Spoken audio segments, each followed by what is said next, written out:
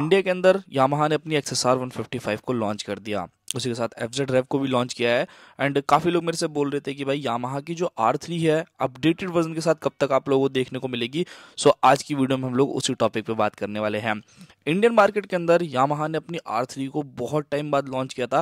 मतलब इससे पहले अगर आप सेकंड जनरेशन देखते थे तो वो ऑलरेडी आप लोगों को देखने को मिला करती थी।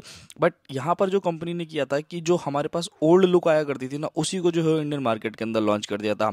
प्राइसिंग इतनी ज़्यादा एक्सपेंसिव है कि इन लोगों को लगा कि MT-15 या जैसे R15 बिक जाती है वैसे ये बाइक्स भी बिक जाएंगी। बट यहाँ पर अगर आप इंडियन मार्केट के अंदर देखोगे तो कंपटीशन जो है वो पहले के मुकाबले काफ़ी अलग है। ऐसा मैं क्यों कह रहा हूँ, ऑलरेडी भाई आपको RC390 जैसी मशीन एंड कुछ टाइम पहले एप्रिलिया ने अपनी RS457 को जो है लॉन्च किया था एंड वो लोगों को ज़्यादा वैल्यू फॉर मनी लगी थी R3 के कंपैरिजन में। अब यहाँ पर अगर आप R3 को देखते हो तो ऑलमोस्ट यामाहा ने अपनी जो R3 है उसको इंटरनेशनल मार्केट के अंदर पूरी तरीके से चेंज कर दिया है। यानी आपको न्यू लुक्स देखने को मिलते हैं, कुछ थोड़े बहुत न्यू फीचर्स आप लोगों को मिल जाते हैं, न्यू कलर कॉम्बिनेशन देखने को मिलते हैं।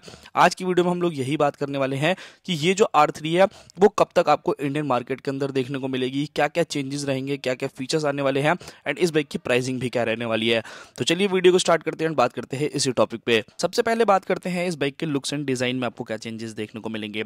पहले वाली अगर आप R3 देखो या फिर जो अभी आप लोगों को R3 अवेलेबल है इंडियन मार्केट के अंदर, उस बाइक के अंदर आपको जो है वो फ्रंट के अंदर डुअल हेडलाइट सेटअप देखने को मिलता है। इस लुक को जो है वो कंपनी ने पूरी तरीके से चेंज कर दिया है। यानी कि अब यहाँ पर जो आपको लुक देखने को मिलेगा ऑलमोस्ट आप समझ सकते हो कि R9 से इंस्पायर, यानी फ्रंट के अंदर आपको एक प्रोजेक्टर लाइट एंड आपको लाइनिंग में जो है वो DRS देखने को मिलते हैं। साइड प्रोफाइल देखोगे तो उसमें भी आपको थोड़े बहुत चेंजेस देखने को मिलने वाले हैं एंड रियर पोर्शन देखोगे तो वहाँ पे भी आप लोगों को चेंजेस जो है वो इस मशीन के अंदर मिलेंगे। अब आप बताना कि आपको इसकी कौन सी जनरेशन सबसे ज़्यादा अच्छी लग रही है। लिटरली अगर आप मेरे से पूछोगे तो मुझे लगता है कि जो अभी वाली जनरेशन चल रही है, जो ये ओवरऑल पूरा का पूरा लुक चेंज किया है ना, ये देखने में ज़्यादा अट्रैक्टिव, ज़्यादा प्रीमियम जो है वो आप लोगों को ऑफ कोर्स फील देगा। इवन इसी कलर के जो कॉम्बिनेशन है उसको ऑलरेडी यामाहा की R15 के अंदर आप लोगों को देखने को मिलता है, जो कि व्हाइट एंड थोड़ा सा ब्लू कलर का या फिर पर्ल टाइप का कलर जो है आप कह सकते हो। तो ऑब्वियसली यहाँ पर अगर मैं बात करता हूँ इस बाइक के बारे में तो ये ओवरऑल जो डिजाइनिंग के मामले में है और ज़्यादा अच्छी है, काफ़ी अपीलिंग लग रही है एंड कुछ और फीचर्स भी जो है इसके अंदर एड ऑन हुए हैं। सबसे पहली चीज़ कि इंडियन मार्केट के अंदर ये बाइक जो है वो कब आएगी न्यू डिज़ाइन के साथ। तो इस बाइक की अगर आप लोग पेटेंट इमेज देखोगे तो वो ऑलरेडी जो है वो यहाँ पर पूरी तरीके से इंडिया के अंदर कर दी गई है। मतलब पेटेंट इमेज जो है वो भी हम लोगों के सामने आ गई है।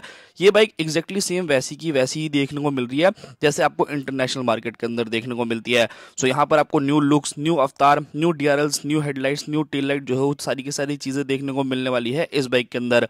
अब बात करते हैं इस बाइक के अंदर आने वाले इंजन और बाकी सारी चीज़ों के बारे में। सबसे पहली चीज़, जैसा मैंने आप लोगों को बोला कि जो यामाहा की R3 है इसके अंदर आपको ना बहुत ज़्यादा चेंजेस नहीं देखने को मिलेंगे। ऑब्वियसली ये बाइक थोड़ी सी जो है वो कॉस्टलियर साइड रहती है, बट जिस हिसाब से इस बाइक को जो है इंडियन मार्केट के अंदर लेकर के आया जाएगा तो इस बाइक को अब एक प्लस पॉइंट भी देखने को मिलने वाला है। आप सभी को ये चीज़ बहुत अच्छे से पता है कि जो GST 2.0 है उसकी वजह से इस बाइक को बेनिफिट इजीली हो जाता है। जितनी भी आपको 350 सीसी से ऊपर की बाइक्स देखने को मिलती है उसके ऊपर आपको GST जो है वो ज़्यादा देने को पड़ेगा। बट वहीं अगर आप एक 350 सीसी से नीचे की बाइक ले रहे हो तो वहाँ पर आपको प्राइजेस जो है वो काफ़ी कम देने पड़ते हैं। सो यहाँ पर आप लोगों को जो इस बाइक के अंदर इंजन मिलेगा वो एक्जैक्टली सेम वही इंजन रहने वाला है जो कि आपको अभी वाली भी बाइक के अंदर देखने को मिलता है। यानी कि 321 सीसी का twin cylinder liquid cooled F5 BS6 complaint engine जो ऑलमोस्ट सेम पावर फिगर जो है वो जनरेट करेगा। लगभग 41 bhp का maximum power and 29.5 Newton metre का torque with 6 speed gear box. तो भाई यहाँ पर अगर आप लोग पावर फिगर्स को देखोगे तो मुझे नहीं लगता कि आपको कोई भी चेंजेस देखने को मिलने वाला है। एक्जैक्टली सेम वही इंजन। मतलब अगर आप एक ऐसी कैटेगरी के बंदे हो या अगर आप लोग एक ऐसे बंदे हो जिसको चाहिए कि भाई मेरी बाइक के अंदर भले थोड़ी बहुत पावर जो है मैं उससे सेक्रीफाइस कर लूंगा बट मुझे इंजन जो है ना वो काफ़ी स्मूथ, काफ़ी रिलायबल चाहिए, तो उसके हिसाब से भाई यामाहा का आप लोगों को पता ही है कि फैन बेस कितना ज़्यादा तगड़ा है इन सब कंडीशंस में। तो यहाँ पर काफ़ी अच्छा ऑप्शन इंजन जो है वो आप लोगों को मिल जाता है। अब मैं ऐसा नहीं कह रहा हूँ कि भाई इस बाइक के अंदर खराबी नहीं आती, ऑब्वियसली आती है, बट आप लोगों को पता होगा जब एप्रिलिया की RS457 लोगों ने खरीदी थी ना तो उसके इंजन से रिलेटेड बहुत ज़्यादा दिक्कतें आई थी। अब उस बाइक को लेने के लिए भाई वो बाइक जो हो काफ़ी वैल्यू फॉर मनी थी जिस हिसाब से जो पावर फीचर बाकी चीज़ें ऑफर करती थी। बट अगर आप आज के टाइम में देखोगे तो अब उस बाइक की प्राइस जो है वो और ज़्यादा इंक्रीज हो गई है। R3 की प्राइस जो है वो कम हो गई है, तो हो सकता है कि काफ़ी लोग जो है इस बाइक के नए वाले मॉडल के अंदर इंटरेस्टेड भी रहें। नाउ अब बात करते हैं इस बाइक के अंदर आने वाले फीचर्स के बारे में। तो देखो ऑलरेडी ये बाइक जो है ठीक ठाक फीचर्स आपको ऑफर करती थी एंड यहाँ पर मैं क्लियरली आप लोगों को बोलूँगा तो ये बाइक ना उन बंदों के लिए ज़्यादा अच्छी नहीं होगी जिनको बहुत ज़्यादा फीचर चाहिए। अगर आप एक ऐसे बंदे हो जिसको इंजन से ज़्यादा प्यार है कि नहीं भाई मेरी बाइक के अंदर इंजन ज्यादा अच्छा होना चाहिए, उस कंडीशन में तो R3 आप लोगों को फुलफिल कर सकती है एक बार को। बट अगर आप फीचर्स वाइज देखोगे तो बेसिक ही फीचर्स आप लोगों को इस बाइक के अंदर ऑफर किए जाएंगे, वहां पर आपकी एक्सपेक्टेशन ज्यादा रहेगी तो हो सकता है कि ये बाइक आपके लिस्ट से बाहर हो जाए।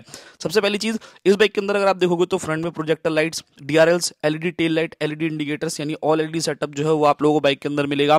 डुअल चैनल ABS ये आपको ऑलमोस्ट सभी बाइक्स के अंदर देखने को मिलता है, जो भी 200 सीसी से प्लस की बाइक्स है उसके अंदर तो आता ही है। तो यहाँ पर आपको डुअल चैनल ABS, इस बाइक के अंदर कोई भी TFT का ऑप्शन नहीं है, यहाँ पर आपको LCD डिस्प्ले ही देखने को मिलेगा। उसी के साथ बाइक के अंदर hazard light, slipper clutch, gear indicator, 14 litre का फ्यूल टैंक एंड उसके साथ साथ सिर्फ और सिर्फ बेसिक फीचर्स आप लोगों को देखने को मिलेंगे, लाइक ट्रिप A हो गया, ट्रिप B हो गया, गियर इंडिकेटर हो गया। जो बेसिक फीचर्स आप लोगों को मिलते हैं ना वो यहाँ पर देखने को मिलने वाले हैं। तो मेरा यहाँ पर ये कहना है कि अगर आप ज्यादा फीचर वाले बंदे हो तो ऑब्वियसली आप लोगों के लिए RC390 जैसी मशीन या फिर Aprilia RS457 जैसी मशीन वही आप लोगों के लिए ज्यादा जो है कंपेटेबल रहने वाली है R3 के कंपैरिजन में। तो ये एक चीज जरूर ध्यान में रखना। अब बात कर लेते हैं इस बाइक की बाकी अदर फीचर्स के बारे में कि और क्या क्या चीजें जो है इस बाइक के अंदर आएगी। तो देखो यहाँ पर सिर्फ और सिर्फ लुक्स के अंदर चेंजेस एंड थोड़े बहुत फीचर्स के अंदर ही आपको चेंजेस देखने को मिलेगा, उसके अलावा कोई भी चीजें जो है यहाँ पर आपको चेंज नहीं देखने को मिलेगी। लाइक इस बाइक के अगर आप सस्पेंशन को देखोगे तो इस बाइक के अंदर आपको 41 mm का KYB का सस्पेंशन देखने को मिलने वाला है, जो कि आप लोगों को USD रहने वाला है। रियर में अगर आप लोग जाते हो तो मोनोशॉक एब्जॉर्बर्स रहेंगे। टायर्स के बारे में बात की जाए तो यहाँ पर आपको 110/70 R17 इंच के फ्रंट टायर, 140/70 R17 इंच के रियर टायर आपको मिलेंगे, जो स्टिल अभी भी सेम है जो आपकी अभी वाली R3 आती है उसके अंदर भी यही सेम चीजें मिलती है। 298 mm की फ्रंट डिस्क एंड 220 mm की रियर डिस्क ब्रेक जो है वो आप लोगों को इस बाइक के अंदर ऑफर करी जाने वाली है। तो यहाँ पर आपको कोई भी चेंजेस नहीं मिलेगा। कंपटीशन में अगर आप लोग देखते हो तो देखो निंजा 300 आप लोगों की हो गई, निंजा 500 से कंपेयर कर सकते हो। Aprilia RS457 सिंगल सिलेंडर में जाना चाहते हो तो RR जो 310 आप लोगों की नई वाली लॉन्च हुई है उससे आप लोग कंपैरिजन कर सकते हो। उसी के साथ साथ यहाँ पर जो है कुछ और बाइक्स हैं लाइक RC390 जैसी मशीन से जो है आप लोग कंपेयर कर सकते हो। उसके अलावा एज सच अगर आप लोग कंपेयर करोगे तो भाई वो सारी चीजें जो है आप लोगों को देखनी पड़ेगी, बिकॉज किसी बाइक के अंदर आपको फीचर ज्यादा मिलेगा, किसी में पावर ज्यादा मिलेगी, कहीं पर इंजन रिलायबल है, तो वो सारी चीजें जो है आप लोगों को अपने फैक्टर के हिसाब से निकालना पड़ेगा। डायमेंशंस में बात करी जाए कि क्या यहाँ पर कोई चेंजेस है तो यहाँ पे भी कोई चेंजेस नहीं है। 169 kg का जो है इसका वेट रहने वाला है। एक प्लस पॉइंट जरूर है, 780 mm की जो है इसकी सीट हाइट है, जिसकी वजह से अगर आप लोगों की हाइट जो है छोटी है तो आप इजीली जो है इस बाइक के ऊपर बैठ करके आराम से जो है चला सकते हो, वहां पर कोई दिक्कत नहीं है। ग्राउंड क्लियरेंस 160 mm का इसमें आपको ग्राउंड क्लियरेंस देखने को मिलेगा। एंड ये बाइक जो है ना मैं उन बंदों को ज्यादा रिकमेंड करता हूँ जो लोग ना थोड़ा सा टूर पर्पस वाले हैं। लाइक Aprilia RS457 को देखोगे तो वो फुल्ली एग्रेसिव है भाई, मतलब अच्छी खासी एग्रेसिव जो रहने वाली है। RC390 और ज्यादा एग्रेसिव है। तो यहाँ पर यह है कि अगर आप लोग एक टूरिंग करने वाले बंदे हो कि नहीं भाई मेरे को टूर भी जो है ज्यादा करना होता है, तो उस कंडीशन में R3 जो है वो थोड़ा सा ज्यादा बेटर परफॉर्म करके देने वाली है।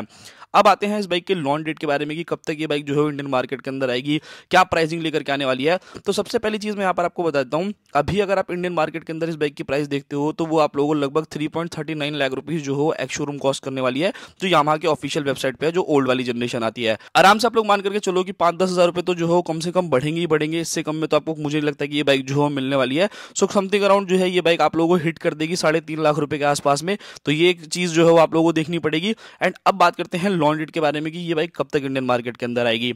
इंडियन मार्केट के अंदर जब XSR को लॉन्च किया था तो वहां पर यामाहा ने अपने जो है वो पूरी चीजें एकदम से क्लियर कर दी थी कि भाई वो 20 न्यू अपडेट्स बाइक लेकर के आने वाले हैं और 10 जो है वो न्यू प्रोडक्ट लेकर के आने वाले हैं। R3 जो है वो ऑलरेडी इंडियन मार्केट के अंदर आती है, सो ये एक अपडेटेड कैटेगरी में रहेगी कि इस बाइक को सिर्फ और सिर्फ अपग्रेड करके जो है वो आप लोगों के लिए लॉन्च करी जाएगी। तो वो एक चीज है। तो आप लोग मान करके चलो कि 2026 के मिड तक जो है ये बाइक आप लोगों को इंडियन मार्केट के अंदर देखने को मिलेगी। एंड एट दी एंड मतलब अगर आप और ज्यादा इंतजार करोगे तो लास्ट टू लास्ट 2026 के एंड तक आपको ये बाइक जो है वो देखने को मिलेगी ही मिलेगी। तो ये था पूरा का पूरा वीडियो। आई होप्स आप लोगों को वीडियो पसंद आएगा। वीडियो पसंद आए तो लाइक करो, चैनल को सब्सक्राइब करो। मिलते हैं किसी और नेक्स्ट वीडियो में।